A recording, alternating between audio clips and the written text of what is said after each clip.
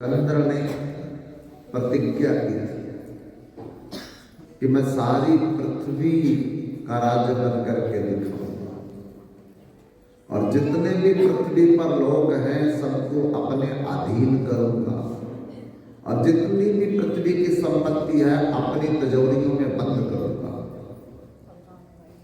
अपने संकल्प को पूरा करने के लिए अपने देश से निकला और बंधुओं इतनी संपत्ति उसने एकत्रित कर ली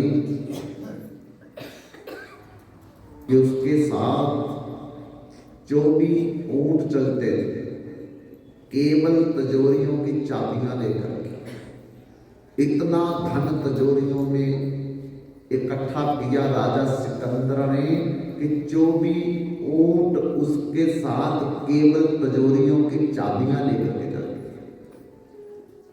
कितनी तिजोरियां होगी, कितना धन होगा,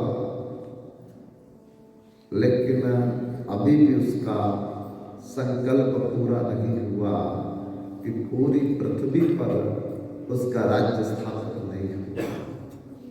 बंधुओं एक दिन बीमार हो गया। बड़े बड़े वैद्य, हकीम, डॉक्टर उसके साथ इलाज करने के लिए चलते थे। इलाज शुरू हुआ सिकंदर का, लेकिन रत्ती भर भी सिकंदर को फर्क नहीं आ रहा था। तब अपने वैद्य, हकीम, डॉक्टरों के अलावा एक प्रसिद्ध वैद्य जिसका नाम था लुकमान, उसको इलाज के लिए बुलाया गया। उस वैद्य की प्रसिद्धि थी कि तिनके पर दवाई देता था और जिसको दवाई देता था उसकी बीमारी का शर्तिया इलाज भी करता था। पर सिकंदर को दवाई दी पर रत्ती पर सिकंदर को फर्क नहीं पड़ा। सिकंदर ने उस लुकमान वैद्य से कहा कि तुम्हारा नाम बड़ा प्रसिद्ध है कि जिसको दवाई दोगे उसकी बीमारी ठीक होगी, और कितनी बार तुमने मुझे दवाई दी, मेरी बीमारी का तो रत्ती भर भी इलाज नहीं हुआ, फर्क नहीं पड़ा। वो वैद्य सिकंदर से बोलने लगा, राजा सिकंदर, मेरी दवाई बीमारी का इलाज करती है, मौत का इलाज मेरी दवाई के पास नहीं। इसका मतलब निश्चय तो तुम मर जाओगे। बंधुओं सिकंदर घबरा गया, क्योंकि मरता क्या न करता, जब मौत सामने आएगी उस दिन पता चलता है अब मेरी संपत्ति मेरे काम क्या करेगी। मेरा 3 मंजिल 4 मंजिल मकान अब मेरा क्या करेगा, ये रिश्तेदार मेरे क्या करेंगे, भाई बंधु कुटुंब के संबंधी अब मेरे लिए क्या करेंगे, अभी नहीं पता चलेगा। क्यों? क्योंकि हम लोग तो मौत को भूल गए, लेकिन कितना भी भूल जाओ मौत नहीं हमको भूलेगी। कितना भी भाग जाओ पर मौत वही ले जाएगी जिस जगह पर हमारी मौत लिखी। बंधुओं, भगवान वेद व्यास जी के नाना जी, जिनका नाम था दासराज, वृद्ध हो गए, दांत गिर गए, बाल सफेद हो गए, चेहरा मुरझा गया, कानों की श्रवण शक्ति कम हो गई, आंखों का देखना कम हो गया, हाथ पांव कांपने लगे। एक दिन दर्पण के सामने बैठ कर के जब अपने आप को देखते हैं तो डर गए, मैं क्या था, अब मैं क्या हो गया।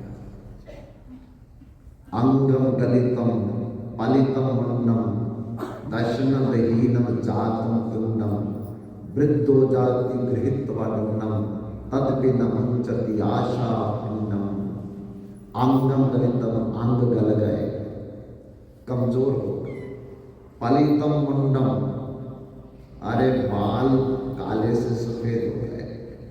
दर्शन बहीनम जात मुंडम, 32 दांत अपना स्थान छोड़ करके मुख को खाली कर गए और डंडा लेकर के चलता, अब चला भी नहीं जाता है, लेकिन फिर भी तदपि न मुंचति आशा तिन्नम, मेरे पौधे का क्या होगा, मेरे परपोते का क्या होगा, मेरी फैक्ट्री का क्या होगा। अरे मौत को देख, तेरी फैक्ट्री को कौन देखेगा। तू अपनी मौत देख, तू पोते को क्या देख रहा है, नहीं देखता है, नहीं याद करता है। क्यों? क्योंकि जीवन भर अभ्यास नहीं किया है, और जीवन भर जो भगवान के भजन में अभ्यास नहीं करेगा उसको बुढ़ापे में भी भगवान याद नहीं आएंगे। इसलिए जब समय मिले निकाल करके सत्संग में बैठना चाहिए, सुनना चाहिए, मन लगाना चाहिए। अगर हम मन लगा करके यहां भी सत्संग को नहीं सुनेंगे तो मत सोचना कि सत्संग का फल हमें मिल जाएगा, क्योंकि फल तो तभी मिलेगा जब मन हमारा सत्संग में रहेगा। शरीर जहां मन सोच रहा है घर का ताला लगाया या नहीं लगाया, तो फिर ताले वाला फल मिलेगा, सत्संग का फल नहीं मिलेगा। बच्चे ट्यूशन से आएंगे तो कौन देखेगा, तो फिर बच्चों वाला फल मिलेगा, क्योंकि मन बच्चों में है, शरीर तो जड़ है, शरीर को तो कुछ मिलना नहीं है। जो मिलेगा मन को मिलेगा। पशुओं को घास डाला या नहीं डाला, और फिर पशुओं वाला फल मिलेगा। इसलिए हम तो कहेंगे कि बहुत सत्संग किया पर सत्संग हुआ नहीं, क्योंकि मन तो मेरा कभी मोबाइल सुनने में, कभी मोबाइल करने में लगा रहा, और कभी मेरा परिवार में चला गया, कभी बिजनेस में चला गया। तो एक जड़ शरीर को रखा, शरीर से कोई फायदा नहीं है। शरीर से कुछ भी करते रहो तो भगवान उसको खाते में नहीं लिखते हैं, जब तक मन हमारा यहाँ नहीं होगा। हनुमान जी ने लंका को जला दिया, और उस लंका जलने में स्त्रियां जल गई, स्त्रियां जल गई, स्त्रियां जल गई, बच्चे जल गए, बूढ़े जल गए। लेकिन बंधुओं, हनुमान जी को कोई भी भगवान ने दंड नहीं दिया।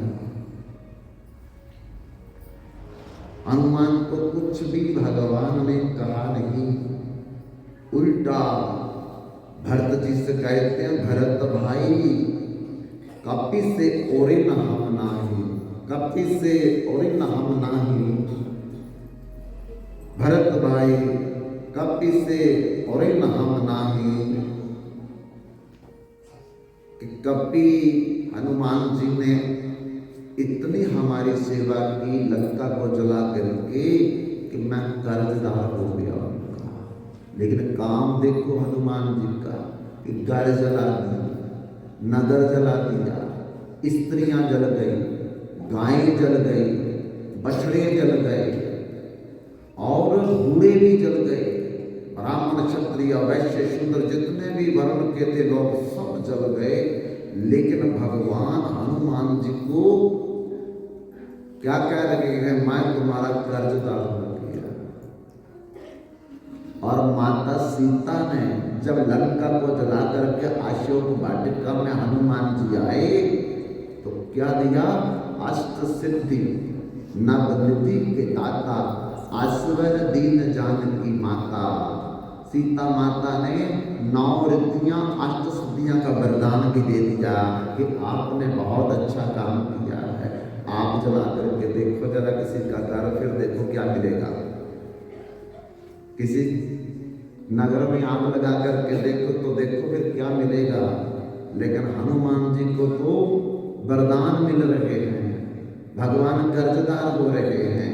क्यों? क्योंकि हनुमान का मन सीताराम में था। शरीर से क्रिया भगवान में लगते हैं। अब रोज चलते हो आप, करोड़ों जीव जंतु आपके पांव के नीचे दब करके मर जाते हैं, पर आप भगवान में मन जोड़ करके चल रहे हैं। उन जीव जंतुओं के मरने का आपको कोई पाप नहीं है। आप कार में जा रहे हैं, सीताराम सीताराम बोलते जा रहे हैं, कार से एक्सीडेंट होने से कोई मर गया, आपको कोई पाप नहीं लगेगा। क्यों? क्योंकि आपका मन तो सीताराम में था। इसलिए मन जहां होता है, फल भगवान वो देते हैं। तस्मात् सर्वेषु कलेषु माम समर्जित चा, मैं अर्पित मन।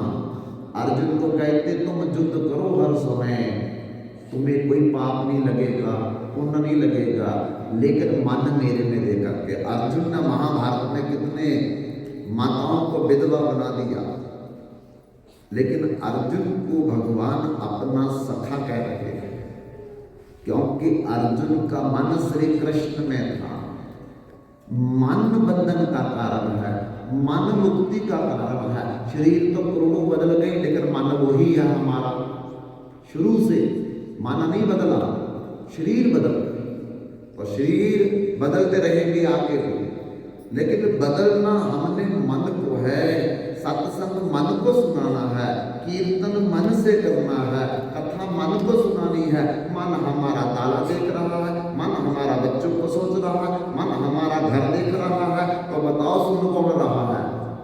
शरीर तो जड़ है, ये तो सुनता नहीं है।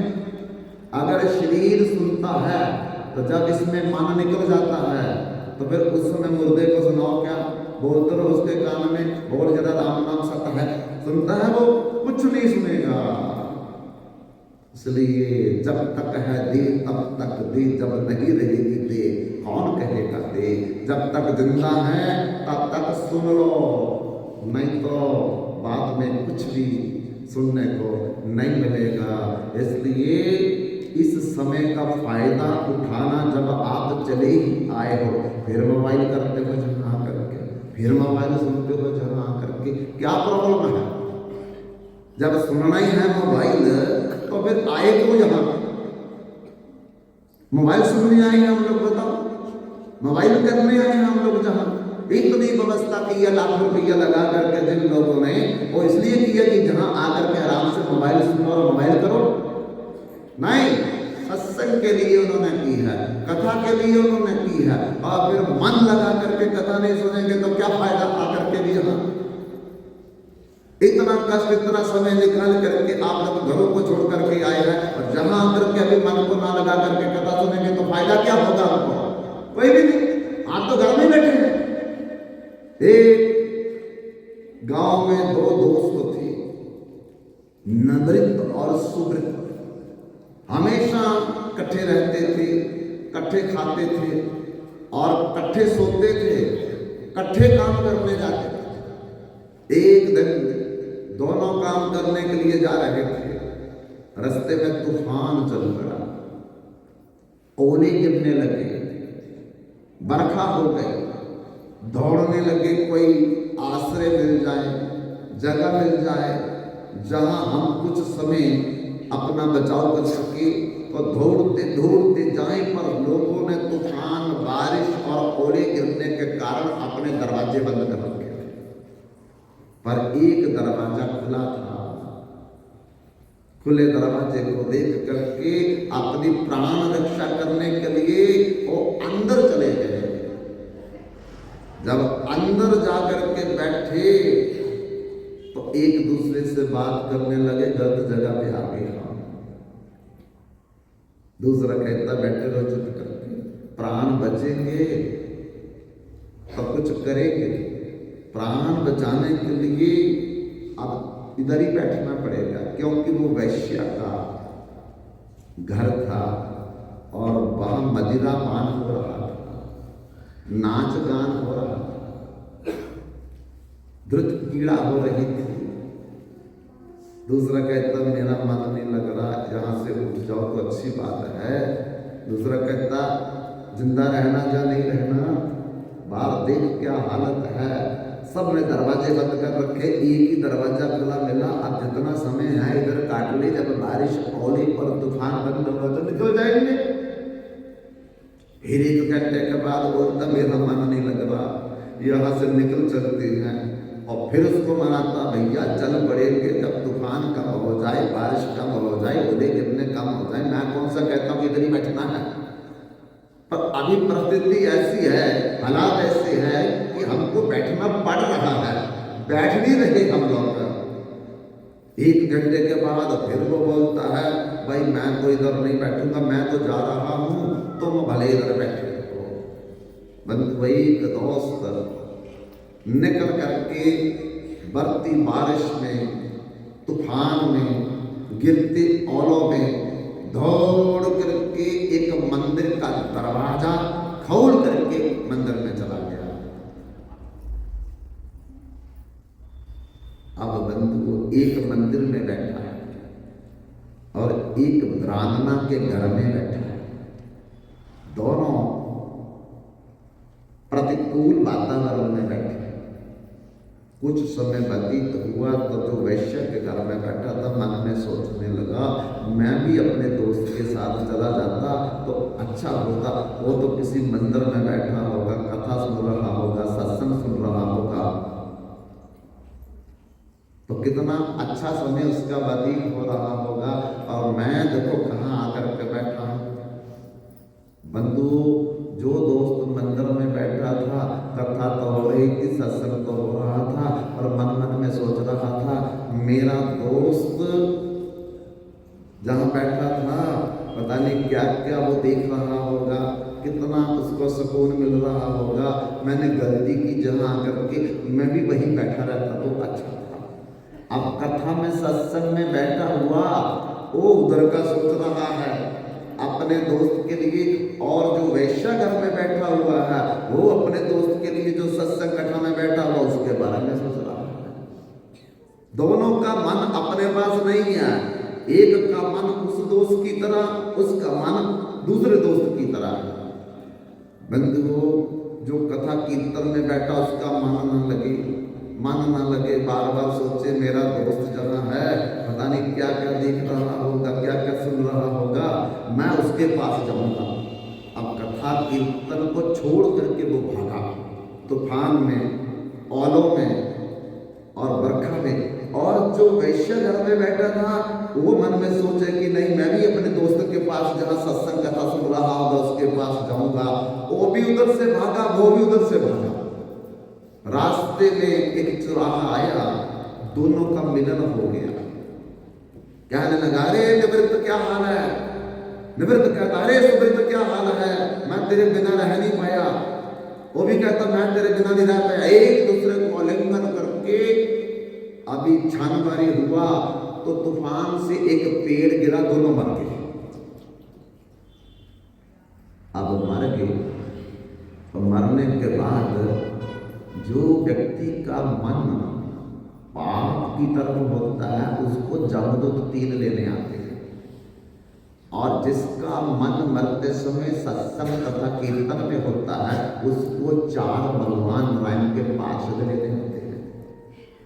अब बंधु जो सत्संग में बैठा था उसको तो 3 जमदूत पकड़ने के लिए आ गए,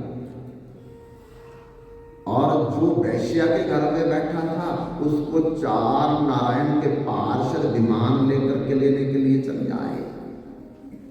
जो सत्संग में बैठा था वो बोलने लगा तुमको गलती हो रही है, सत्संग में तो मैं बैठा था, वो तो वैश्य घर में बैठा था, और अब नारायण पार्षद उनको लेने आए हैं और मेरे को जमदूत लेने आए हैं, गलती लग रही है तुमको।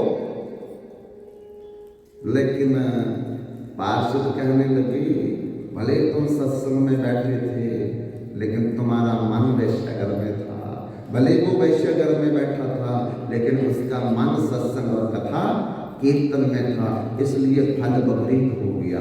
फल मन से मिलता है। उसको तो पार्षद लेकर के चले गए जो वैश्य घर में बैठा था, और उसको जमदूत पकड़ करके ले गए जमपुरी में जो कथा कीर्तन में बैठा था। इसलिए मन ऐब मनुष्य नाम कारण बंध मोक्ष विश्य संगमुक्तै निर्विश्यम मना, मन ऐहि संसारा, मन से ही कर्म होता है और मन से ही कर्म नहीं होता है। जहां मन रहेगा वहां का फल मिलता है।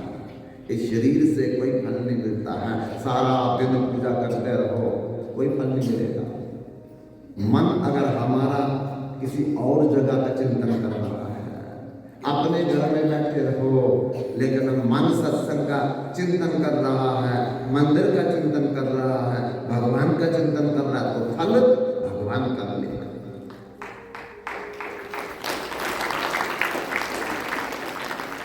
इसलिए बंधु दास राज भगवान वेद व्यास जी के नाना जी थे और जब वो वृद्ध हो गए, एक दिन शीशे के आगे बैठे और देख करके डर गए कि मेरे बाल काले थे, सफेद हो गए, मुख बड़ा सुंदर था मेरा, अब एक तो मुरझा गया, झुर्रियां पड़ गई, दांत मेरे सभी थे मोतियों की तरह चमकते थे, सब खत्म हो गए, अंदर से निकल गए, कानों में कम सुनाई देता, आंखों में कम दिखाई देता है, हाथ पांव कांपने लगे। इसका मतलब अब मैं मृत्यु की ओर जा रहा हूं, मौत की तरफ जा रहा हूं। हम सब मौत की तरफ जा रहे हैं, कहीं भी जा रहे हैं लेकिन मौत की तरफ जा रहे हैं।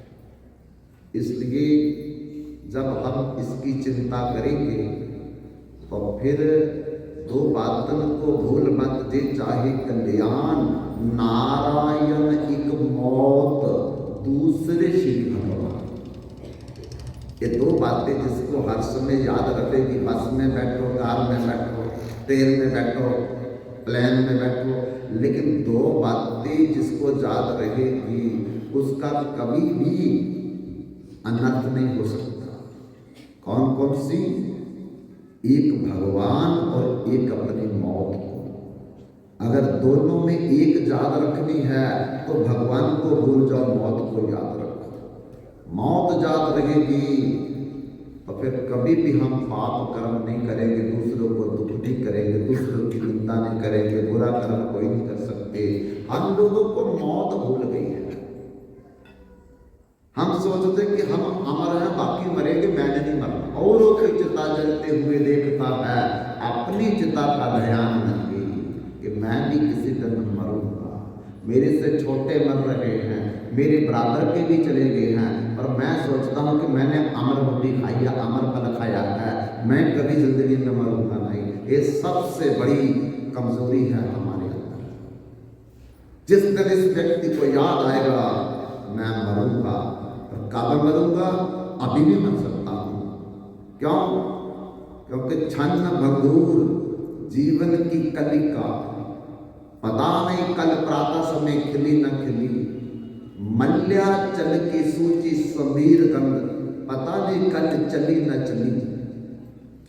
कलिकाल कुठार लिए फिरता, तन नमर चोट जली न जली। हे जीवा जपले हरि नाम, अंत समय पता नहीं हिली न हिली। सवा कंडल का ताला लग जाएगा। राम राम नहीं बोलेगा, जितना मर्जी कोशिश कर लो। जिसने पहले राम का अभ्यास नहीं किया, शाम का अभ्यास नहीं किया, आखिरी में वो बोल ही नहीं सकता। भगवान सवा कंडल का ताला लगा देते हैं। और जिंदगी भर तू दुनिया की निंदा करता रहा, बुराइयां करता रहा, पाप करता। अब पीछे गुरुदेव के शव यात्रा चलती है, सब बोलते राम नाम सत्य है, राम नाम सत्य है, राम नाम सत्य है। पर गुरुदेव को बोलो जरा, बोल के दिखाए, वो नहीं बोल सकता। इसलिए जब तक जीवित है तभी सत्संग हो सकता है। जब तक टांगे चलती है तभी तक सत्संग हो सकता है।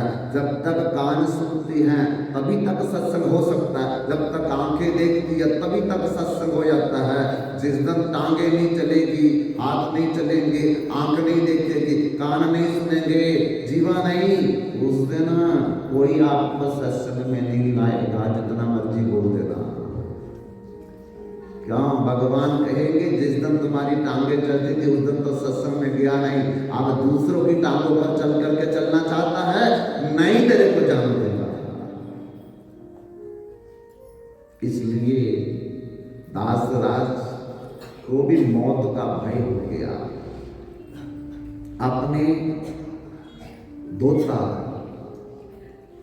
वेद व्यास जी के पास पहुंच गए। आधी रात को जाकर के दरवाजा खटखटाया। ऋषि वेद व्यास जी तो भगवान के भजन में लीन थे, लेकिन आधी रात को दरवाजा किसने खटखटाया? ध्यान भंग हुआ, खोला दरवाजा, देखा तो नाना जी। नाना जी, आधी रात को आप हस्तिनापुर से चल कर के बद्रीनाथ आ गए मेरे पास, क्या कारण है? दिन को चले आते, मेरे को बोल देते, मैं ले आता। बोले बेटा मेरी बात सुन ले पहले, उसके बाद मेरे से बात करना। मैं मरना नहीं चाहता, कोई मेरा रास्ता निकालो, इसलिए मैं तुम्हारे पास आधी रात को चला आया। व्यास जी ने बहुत समझाया, जातस्य ध्रुवो मृत्यु ध्रुवम मृतस्य च तस्मात् अपरिहार्यते नात्वं शौचतुं अर्हसि। पिताजी, भगवान ने गीता में कहा है, आया है सो जाएगा, राजा रंग फकीर, एक सिंहासन चढ़ चला दूसरा बंधा जंजीर। जो इस संसार में पैदा हुआ है एक दिन उसको मरना पड़ेगा। इसलिए मौत से कोई बच नहीं सकता, पर मौत का कोई उपाय कर सकता है। वो उपाय है भगवान का भजन, सत्संग, कथा, कीर्तन करो। मैं मरूंगा नहीं, मैं मरूंगा नहीं, ये क्या मतलब है? मरना तो सबको है, मरने से पहले पहले अपना कोई इंतजाम करो। ये है बुद्धिमता, अकलमंदी। बंधुओं, ऋषि वेद व्यास जी ने अपने नाना जी को समझाया कि एक गांव था और उस गांव में राजा मर गया। अब राजा के परिवार में आगे कोई था नहीं जो गद्दी पर बिठाया जाए। तब गांव वालों ने एक कमेटी बनाई और कमेटी बना करके एक निर्णय लिया कि अब जिसको राजा बनाएगी कमेटी वो 5 साल तक राजा रहेगा और 5 साल के बाद उस राजा को एक गांव के बाहर एक नदी है और नदी के बाहर एक जंगल है, उसमें छोड़ देंगे सारे परिवार को और राजा को। तब बंधुओं मता पास कर लिया और एक राजा बनाया गया। राजा को समझा दिया कि देखो 5 साल तक तो तुम राजा बनकर के जो मर्जी कर सकते हो, पर 5 साल के बाद आपको नदी के दूसरी तरफ जंगल में छोड़ दिया जाएगा। मरो या जियो, हमको कोई लेना देना नहीं। उस राजा ने कहा 5 साल को खान पान बढ़िया करो, लान पान बढ़िया करो, सोना जगना बढ़िया करो, 5 साल के बाद देखेंगे जो हो जाएगा। अपने परिवार वालों को बुला करके कहा जो खाना खाओ, जो पहनना पहनो, बिल्कुल अपनी जिंदगी ऐशोआराम की जियो 5 साल तक। 5 साल के बाद देखेंगे क्या होगा। बंधुओं, सारे घर वालों ने, राजा ने ऐश प्रस्ती करके 5 साल दबा दिया। उसके बाद किस्ती में बिठाया, सारे परिवार को और राजा को जंगल में छोड़ दिया। बड़ा बड़ा हिंसक जानवर उनको खा गए। ऐसे बड़े राजा आए, बस 5 साल तक तो ऐशोआराम की जिंदगी जिए, उसके बाद फिर जंगल में जाकर के हिंसक जानवरों का भोजन बन जाए। एक सत्संगी राजा जब बैठा तो उसने अपने परिवार को बुला करके कहा, भाई देखो, केवल 5 वर्ष तक हम लोग यहाँ के राजा बने और 5 वर्ष के बाद आपको भी और मेरे को भी किश्ती पर बिठा करके नदी के उस पार जंगल में छोड़ दिया जाएगा। तो याद रख लो, वहां बड़े बड़े हिंसक जानवर हैं, पहले भी जो राजा बने अब सब मर चुके। तुम क्या चाहते हो? वो कहते भाई हम तो जिंदा रहना चाहते हैं, भले 5 साल कुछ भी ना खाए, अच्छा, लेकिन जिंदगी तो रहे, जब तक श्वास तब तक आस। उन्होंने कहा फिर ऐसा करो, जो मैं कहूंगा वो मेरी बात मानो। बोलो क्या करना है? भाई मेरा साथ देना आपने। जिस जंगल में 5 साल के बाद हमको छोड़ा जाएगा किश्ती पर बिठा करके, पहले उस जंगल की सफाई करवाते हैं और जितने हिंसक जानवर हैं उनको पिंजरों में बंद कर देते हैं, क्योंकि फौज हमारे पास है, नौकर चाकर हमारी बात मानेंगे, पैसा हमारे पास है, हम कैसा भी प्रयोग में करें कोई हमको रोकेगा नहीं 5 वर्ष। बंधुओं, उन लोगों ने कुछ खाया पिया नहीं, अच्छा, जंगल की सफाई करवा करके वहां हिंसक जानवरों को पिंजरों में बंद कर दिया और बड़े बड़े वहां महल तैयार कर लिए पहले। 5 साल के बाद किश्ती पर बिठा करके छोड़ेंगे, इधर तो छोटे छोटे महल होंगे और वहां बड़े बड़े महल बना करके हम उसमें रहेंगे आराम से जिंदगी भर। बंधुओं, 5 वर्ष तक संघर्ष करके सारे परिवार ने उस नदी के दूसरे किनारे जहां उनको छोड़ना था हमेशा के लिए, वहां महल बना लिए, नौकर चाकर भेज दिए, अपनी फौज भी वहां भेज दिए और जितने हिंसक जानवर थे उनको एक बहुत बड़ा चिड़ियाघर बना करके उसमें बंद कर दिया। जैसे 5 साल गुजरे, कमेटी वालों ने किश्ती पर बिठा करके पूरे परिवार को नदी के दूसरी तरफ छोड़ा। वो खुशी खुशी जा रहे थे, क्यों? क्योंकि इससे भी बढ़िया हमने पहले ही अपना रहने का इंतजाम कर लिया था। इसलिए बंधुओं, संत कबीर दास कहते हैं, जिस मरने से जग डरे मेरे मन आनंद, कब मरो कब पाऊं पूर्ण परमानंद। मरना मरना सब कहे, मरना जाने न कोई, एक बार ऐसा मरे बहुड़ जन्म ना होए। अरे नश्वर शरीर दुख रूप शरीर, दुख रूप रिश्ते जहाँ रहने से बताओ कौन सुखी है? कोई सुखी है? कोई परिवार सुखी? कोई सुखी नहीं।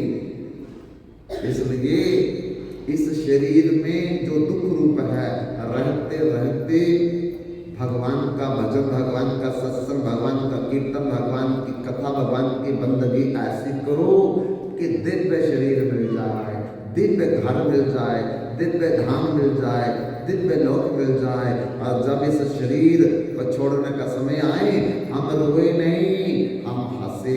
संत कबीर दास कहते हैं, कबीरा जब हम पैदा हुए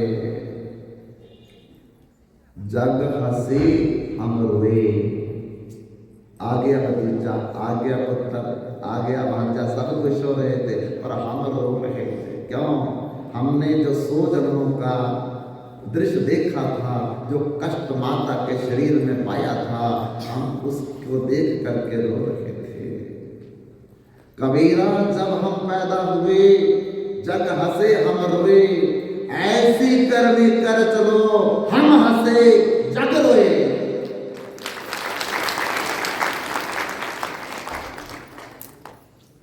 चलती चक्की कुम्हार की देख कबीरा रोए, 2 पाटन में बीच में साबत बचा ना कोई। आकाश और पृथ्वी एक चक्की के 2 पूरा है, एक पूर्व से पश्चिम चल रहा है, एक पश्चिम से पूर्व चल रहा है। याद रखो, इसी में हम मर जाएंगे सारे।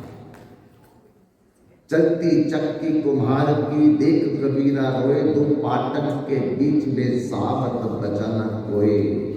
इस चक्की के भीतर में, पुड़ के भीतर में जो दाने आ जाते हैं ना, सब पिस जाएंगे, लेकिन कौन बचेगा जी? वही बचेगा। चलती चक्की कुम्हार की देख कबीरा किल, राखन हारा राख ले जो जाए किल्ली से मिल। वो जो किल्ली होती है बीच में पुरो के, उसके साथ जो लग जाए जाकर के, बस वो पिसने से बच जाता। और किल्ली कौन है? गॉड इज वन, भगवान। उसके चरणों के साथ जो लग जाता है वो पिसने से, मरने से हमेशा हमेशा के लिए बच जाता है। बंधुओं, एक मछलियां पकड़ने वाला शिकारी एक तालाब में मछलियां पकड़ने के लिए जाया करता था और रोज मछलियां पकड़ करके बाजार में बेच करके अपने घर का गुजारा करता। एक दिन उस तालाब में रहने वाली मछलियों की मुखिया मछली ने किनारे पर एक साधु को बैठे देखा। उसके पास जाकर के बार बार मुख निकाल करके पानी में कुछ कहना चाहती है। साधु का ध्यान टूटा, मछली को देखा, समझ आ गया कुछ बोलना चाहती है पर बोल नहीं पा रही है।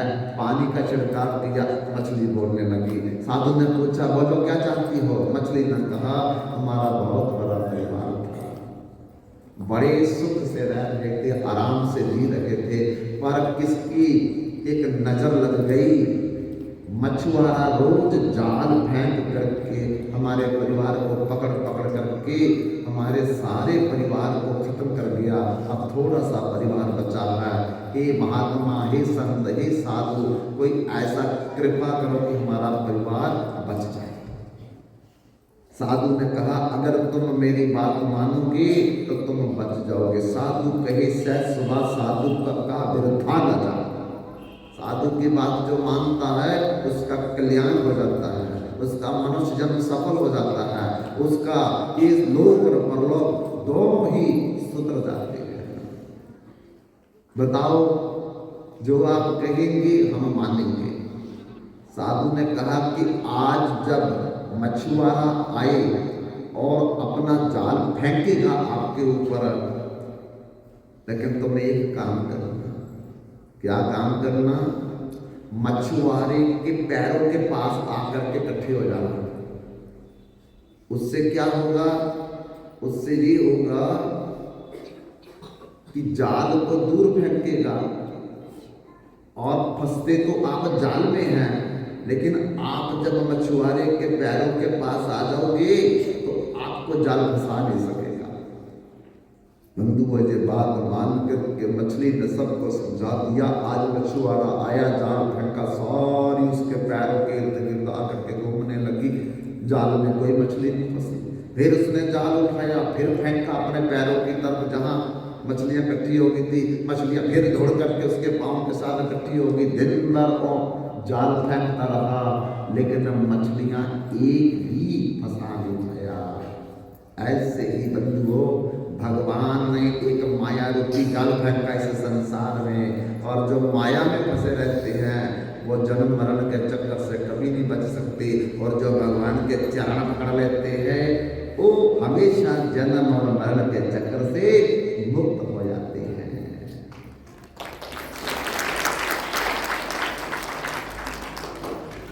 इसलिए प्रभु के चरणों का आश्रय लीजिए। ऋषि वेद व्यास जी कहते अपने नाना जी को, तब आप मृत्यु को जीत जाओगे। तब भी नाना जी जब नहीं समझे तो बंधुओं, ऋषि वेद व्यास जी ने फिर एक राजा की कथा सुनाई कि एक राजा को रात को चौथे पहर सपना आया, और सपन में राजा ने क्या देखा कि एक काले रंग की स्त्री ने उनके कंधे पर हाथ रखा। राजा ने पूछा, तुम कौन हो? स्त्री ने कहा, तेरी मौत। राजा, आज का सूरज निकलते देखोगे और अस्त होते नहीं देखोगे, इसलिए अपनी मौत के लिए कोई उपाय कर लो। राजा डर करके चिल्लाया और चिल्ला करके उठ बैठा और उठ करके बोलने लगा, मुझे बचाओ, मुझे बचाओ, मुझे बचाओ, मुझे बचाओ। बंधुओं, रानी ने पूछा, क्या हुआ? तो राजा ने कहा कि मेरे को सपने में एक काले रंग की स्त्री ने कहा कि मैं तेरी मौत हूँ, आज के दिन का जो सूरज निकलेगा तुम देखोगी, लेकिन अस्त होता हुआ सूरज तुम नहीं देख पाओगी, कोई मौत का उपाय कर लो। तब तो रानी घबरा गई।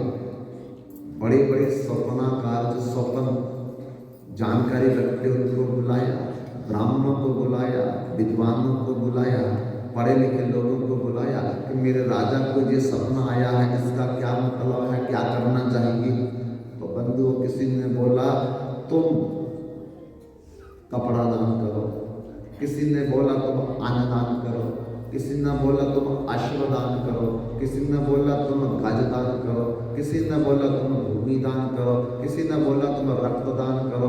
राजा कहता है तो मैं सारी जिंदगी कर ही बैठा हूँ, तब भी उस मौत ने मुझे चैलेंज कर दिया है, कोई और तरीका बताओ जिससे मौत से मैं बच सकूं। ऋषि वेद व्यास जी कहते हैं कि नाना जी, उस राजा का एक वृद्ध वजीर था, वो राजा के पास आया और राजा को बोलने लगा कि राजा मेरी बात मानो जो मैं तुम्हें कहता हूँ, बोलो मेरे को ये बताओ कि तुम्हें वो मौत वाली स्त्री कहाँ दिखाई दी थी। राजा ने अपने शयन कक्ष में ले जा करके दिखा दिया कि यहाँ सोया था और यहाँ आई थी वृद्ध। वो कहता कि बात बन गई। राजा ने बोला कैसे बात बन गई? तो उस वृद्ध वजीर ने कहा हम मौत को धोखा दे देंगे। कैसे धोखा दे देंगे? क्योंकि वो शाम को भी इधर ही आएगी आपको देखने के लिए, और तुम ऐसा करो तेज भागने वाले एक घोड़े पर बैठ करके दूर निकल जाओ जहां उसको पता ही ना चले कि तुम कहां चले गए हो। राजा को ये बात बड़ी अच्छी लगी कि मौत को धोखा दे देंगे हम लोग। तो बंधुओं राजा ने क्या किया, एक तेज भागने वाला घोड़ा बुलवाया और उस घोड़े पर बैठ गया। ना स्नान किया, ना नाश्ता किया, ना बच्चों को बताया, ना अपनी रानी को बताया कि मैं कहाँ जा रहा हूँ। बस उस घोड़े पर बैठ करके दौड़ना शुरू कर दिया। दौड़ते दौड़ते दौड़ते दौड़ते, ना नाश्ता किया, ना दोपहर का कुछ खाया, ना शाम का कुछ खाया। सूरज अस्त होने से पहले पहले ही वो अपने राज्य की सीमा से बाहर निकल गए और बाहर निकल करके अपने घोड़े को वृक्ष की टहनी के साथ बांध करके और फिर बड़ी खुशी से गाने लगे कि मैंने मौत को धोखा दे दिया, मैंने मौत को धोखा दे दिया है। बंधुओं उसी समय उस राजा के कंधे पर फिर किसी ने हाथ रखा। राजा ने कहा कौन? तो आवाज आई, राजा इतने जल्दी भूल गए? सुबह मैं आपके पास आई थी और मैंने कहा था तेरी मौत, और इतना भी मैंने कहा था कि अपनी मौत का कोई उपाय कर ले, पर तुमने बड़ी होशियारी दिखाई कि उसी जगह पर चले आए जिस जगह पर तुम्हारी पेड़ के नीचे मौत लिखी थी। उसी समय राजा का राम नाम सत्य हो गया।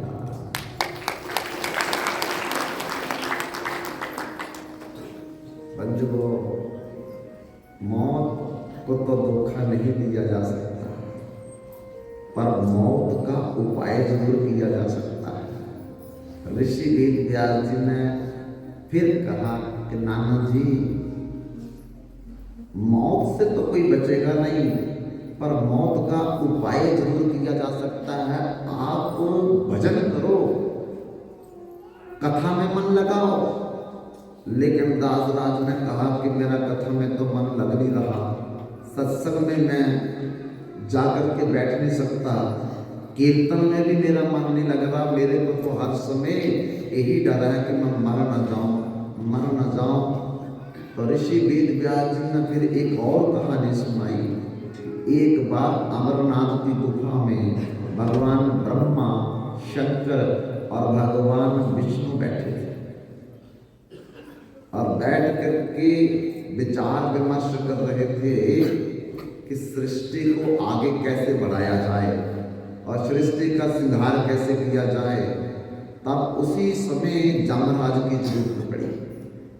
ऋषि वेद व्यास जी कहते, नाना जी जब जमराज की जरूरत पड़ी तो भगवान नारायण ने अपने वाहन गरुड़ को बुला कर कहा कि जाओ जमपुरी में जाकर के जमराज को बुला करके लाओ। अब गरुड़ जी तो मन की गति से भी तेज चलने वाले वाहन है भगवान के, तुरंत जमपुरी में पहुंच गए। अमरनाथ की गुफा से 99,000 योजन दूर और एक योजन में 18 किलोमीटर, 99,000 को 18 से गुना करो, लेकिन जल्दी पहुंच गए। देखो इतनी दूर और पहुंच करके जमराज को बोला कि भगवान नारायण ने, शंकर ने और ब्रह्मा ने आपको याद किया है। जमराज कहते चलो मैं आया। जमराज बैसे पर बैठ करके अमरनाथ की गुफा पहुंच गए। बंधुओं जब अमरनाथ की गुफा के अंदर जाने लगे तो बाहर उनकी नजर एक पेड़ पर पड़ी और पेड़ पर एक तोता बैठा था और तोते को देखने लगे और देखते देखते ही वो गुफा के अंदर चले गए। बंधुओं जब जमराज देखते देखते तोते को गुफा के अंदर चले गए तो तोता कांपने लगा कि जमराज आप जब बाहर आएगा तो मेरे को साथ ही ले जाएगा जमपुरी में। अब थर थर कांपता हुआ तोता गरुड़ के पास आया। गरुड़ जी आप तो पक्षी राज हो, इसलिए आपका नाम खगराज है। आप तो भगवान नारायण के वाहन हो, मन की गति से भी तेज चलते हो, इसलिए आपने देखा कि जब जमराज अंदर की तरफ जा रहा था तो मेरी तरफ देख रहा था, और जब वो बाहर आएगा तो मेरे को साथ ले जाएगा, मेरे को बचा लो, कहीं दूर मेरे को ले चलो। गरुड़ जी कहते चिंता मत करो, मैं मन की गति से तेज चलने वाला भगवान नारायण का वाहन मेरी पीठ पर बैठा। तोते को पीठ पर बैठाया और अमरनाथ की गुफा से 10,000 योजन दूर लोहालोह पर्वत की गुफा में जाकर के तोते को छोड़ दिया। बोले इधर तुम बैठो, मैं बाहर से गुफा का दरवाजा बंद कर देता हूँ, जब जमराज चला जाएगा फिर मैं तेरे को लेने आ जाऊंगा। तोता निश्चिंत होकर के दाना पानी खाने लगा कि मैं मौत से बच गया। मीटिंग खत्म हो गई। भगवान शंकर भी बैल पर बैठे तो जाने लगे, ब्रह्मा जी हंस पर बैठे तो जाने लगे, और जमराज भी अब बाहर निकल करके जब भैंसे पर बैठने लगे तो वृक्ष की तरफ देखे, तोता जब बैठा था। गरुड़ जी कहते क्या देखते हो? जमराज ने कहा जब अंदर गया था तो इस पेड़ पर तोता बैठा था, कहाँ चला गया? गरुड़ जी कहते वो अब आपको नहीं मिलेगा। क्यों, क्या हुआ उसको? मैंने अमरनाथ की गुफा से 10,000 योजन दूर लोहालोह पर्वत की गुफा में उसे सुरक्षित स्थान पर बिठा करके आया हूं। जमराज जी हंसने लगे, बाकाल तेरी गति भी किसी ने नहीं जानी। गरुड़ जी कहते क्या बात हुई? बोले मैं जब अंदर गया था तो उस तोते को देख करके हैरान हो रहा था कि अगले पल में इसकी मौत तो लोहालोह पर्वत की गुफा में लिखी है, ये कैसे जाएगा वहां? लेकिन आपने खुद ही उसको मौत वाली जगह पर पहुंचा दिया। गरुड़ जी कहते मैं आपकी बात पर विश्वास नहीं करता। बोलते नहीं करते तो चलो मेरे को ले जा करके देख लो, वहां जाकर के वो मर गया है। गरुड़ पर बैठ करके जमराज वहां पहुंचे। गरुड़ जी ने देखा गुफा का दरवाजा खोल करके राम नाम सत्य हो गया था।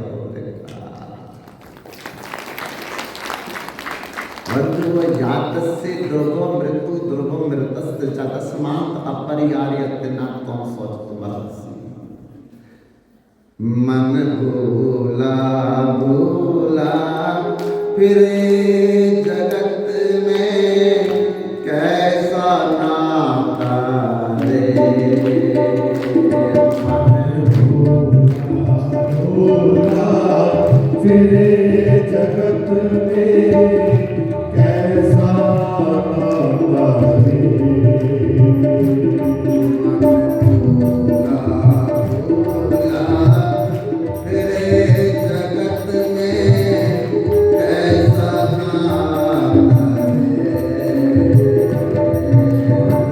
Oh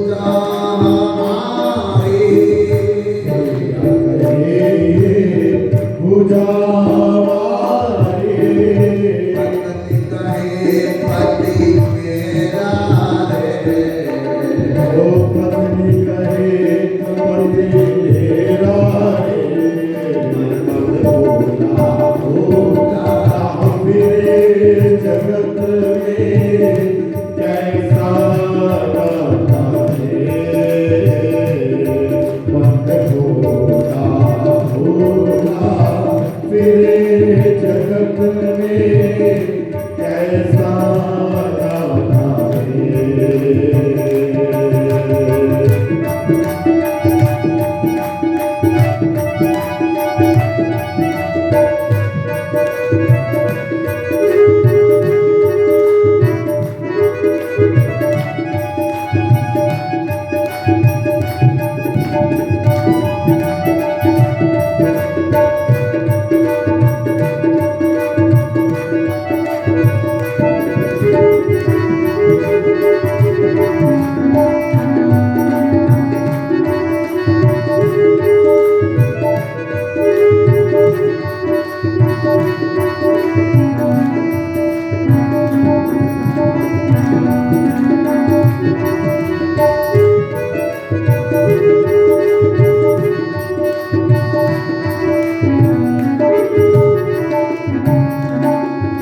पानी तेरा बुलबुला आसमान से खींचा, पानी तेरा बुलबुला आसमान से खींचा। देखते ही छिप जाएगा यूं तारा परवाना। देखते ही छिप जाएगा यूं तारा परवाना। शीश पकड़ कर माता रोवे, शीश पकड़ कर माता रोवे। बाजू पकड़ कर मैया रे, ओ बाजू पकड़ कर भैया रे। लपट झपट कर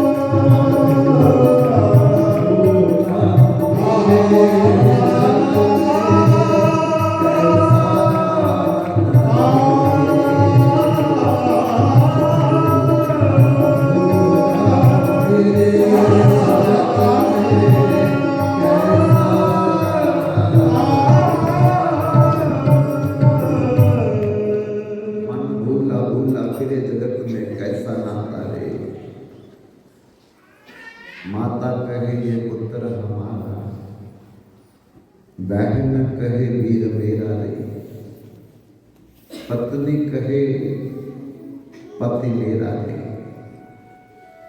ये रिश्ते हम बना तो लेते हैं लेकिन निभते नहीं, क्योंकि ये सदा रहने वाले रिश्ते नहीं। सदा रहने वाला तो एक भगवान के साथ हमारा रिश्ता, उसके साथ हमने न पुत्र का रिश्ता बनाया, न मित्र का रिश्ता बनाया, ना भाई ना बंधु न रिश्तेदार न कुटुंबी न सखा। बस दुनिया में कितने भी रिश्ते बना लो लेकिन ये रहेंगे नहीं।